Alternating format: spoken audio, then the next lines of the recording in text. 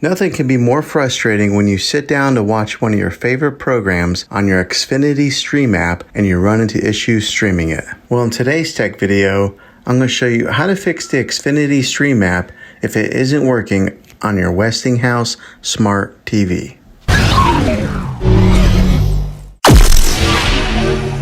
I'm going to show you a few really simple ways to try and solve your problem and get it back up and running again. The first one is the easiest one to try, and that is to unplug your TV from the wall outlet and wait 60 seconds. Now don't be impatient here, wait the whole 60 seconds, then plug it back in. This is very different from turning your TV on and off with your remote control. This is what we call a hard reset of your TV, so make sure you do this method. If that doesn't work, then find your router that is giving you Wi-Fi and unplug the power to that for 60 seconds, then plug it back in. If that fixes it, great. If not, let's move on to the next method. Try deleting the Xfinity Stream app on your TV. Go to wherever the apps are located in your system and remove the app altogether. Then reinstall the app again. After you reinstall it, you might have to log back in with all your credentials, but hopefully this will work. If that doesn't work, then I recommend buying an affordable Roku stick, Amazon Fire Stick, or an Apple TV 4K and plug that into your TV to use it as your main streaming player. You'll be able to access Xfinity Stream app that way. I'll put links in the description down below